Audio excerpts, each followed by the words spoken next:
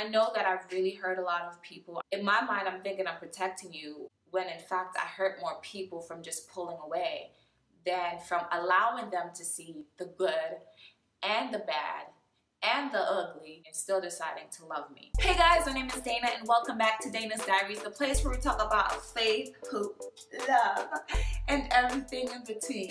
And I'm back with another Real Talk Thursday video where I'm about to get real, like really real. But before we get into the video, I'd just like to remind you guys to give me a thumbs up if you like this video and subscribe to this channel so that you won't miss any more of this content. Alright, let's get right into it.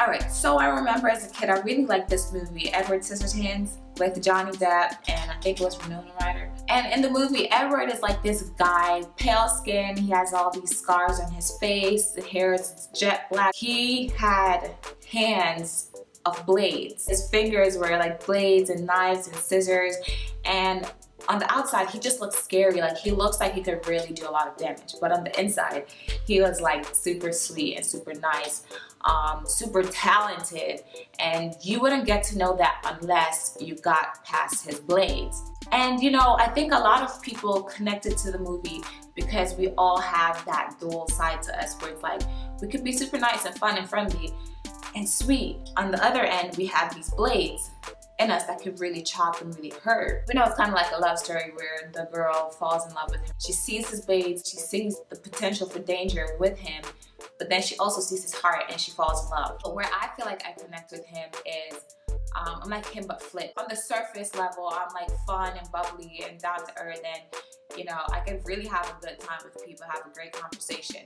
But then when you get a little bit deeper, I have these blades that are sharp and that can really chop and really hurt and cause pain. And I've seen myself slice and cause pain sometimes when I'm not even meaning to. But where this applies for me in relationships is like, I would just not get too emotionally connected or too emotionally invested, thinking that I was just protecting the person from me potentially hurting them. So what that would look like is at a certain point, I would just ghost. I would just go ghost because I needed to protect your heart. And I would just disappear because I just needed to protect you. So this entire time I'm thinking that I'm protecting people, but like looking back, I realized that it wasn't really so much that I was trying to protect anyone else, but it was more that I was just trying to protect myself from the rejection of people seeing every part of me. In my mind, I'm thinking I'm protecting you, when in fact I hurt more people from just pulling away than from allowing them to see the good and the bad and the ugly and still deciding to love me. And I think that comes from like just not choosing myself completely in everything, despite my good, despite my bad, despite my ugly, despite the stuff that I struggle with.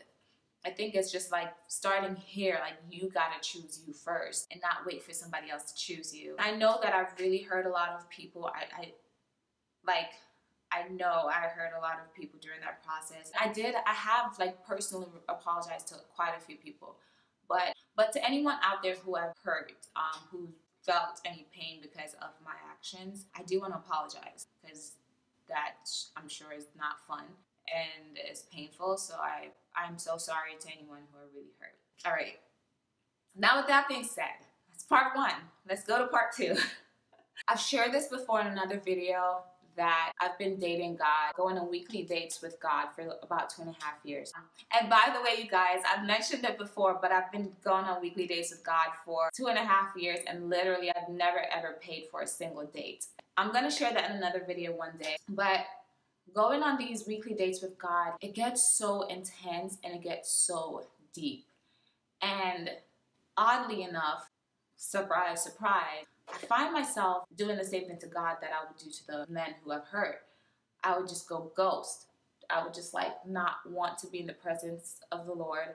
I would just do my own thing. I would like just ignore him. I would not pray. And if I do pray, I would just pray out of obligation, just a real quick prayer, like I checked something off my checklist, but it wasn't a real conversation. Like I'm actually listening to you. I'm actually pouring out my heart to you. I'm just kind of say, oh, thank you for this day. I'm alive, thanks. Boom, let's go to the next thing. But one of the things that I've experienced with God is like, God never stops chasing me.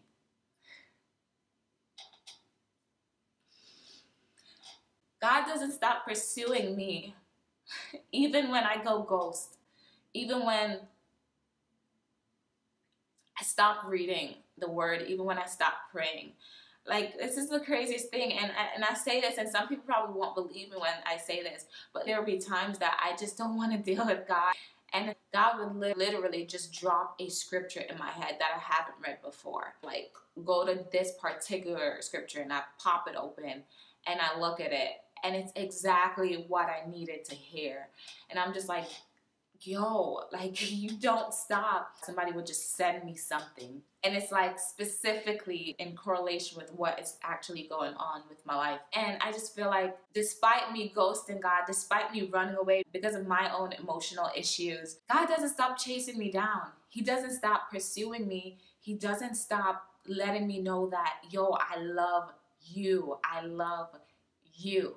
And like, this journey, 2.5-year journey of dating God has just literally just showed me that, one, I'm deserving of love despite my flaws, despite my blades, despite the fact that I can really scar and hurt. Like, I'm still deserving of love, and God will still choose to love me despite all of it. And two, I can love despite all of it. I could actually just love despite the fact that I'm not perfect, despite the fact that I have this good bubbly side and then this like dark bladey side. I could still love, and I could still be loved. I feel like my walk with God and my journey with God and my dating God has literally redefined love for me. Really just redefined what it means to commit to someone. The thing about God is, like, he's so committed that it doesn't matter what you do. He's still committed to you despite your flaws, despite your mess ups, despite whatever you've been through, despite whatever you go through, despite the situations that you put yourself in that, you know, devalue yourself.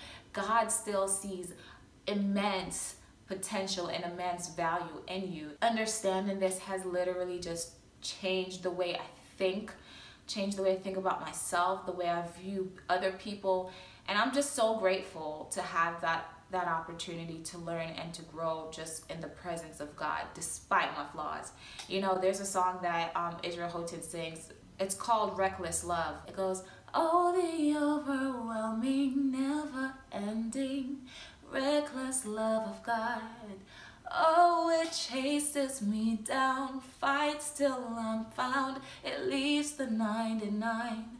I couldn't earn it, and I don't deserve it. Still, you give yourself away. Oh, the overwhelming, never-ending, reckless love of God. I love that song. Like, that song for me was on replay just because it really is my testimony. It doesn't matter how far I go. It doesn't matter what I do. It doesn't matter how much I try to push God away from me. He still pursues.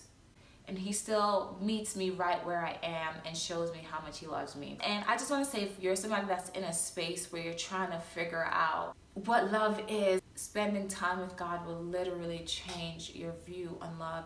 It'll change the way you love. It'll change your mindset on what love is. I'm no expert on love, but I do know that the love of God is real. I do know that the love of God is powerful, and I do know that the love of God is intimate. It's intimately unique to you and your situation and the way that you need to be loved. So try God. Try Jesus. Just reach out. Just call out to him, and I promise he'll come and he'll just pour out his love on you and help you to understand the most powerful force there is. But anyways, thank you guys so much for tuning into another episode on Dana's Diaries and checking out another Real Talk Thursday video. There's a whole series coming up regarding this topic, regarding just dating and love and just relationships. As I said, it's going to be Real Talk Thursday, so we're going to be talking about a lot of realer issues. A lot of real issues. So tune in and subscribe to this channel so that you won't miss any other videos, and turn on your notification bell so that you'll always be notified whenever I release a new video. I'm looking forward to seeing you guys in the next video, but until then, don't forget that life was not meant to be easy, but you, my friend, you were meant to be great. Yeah.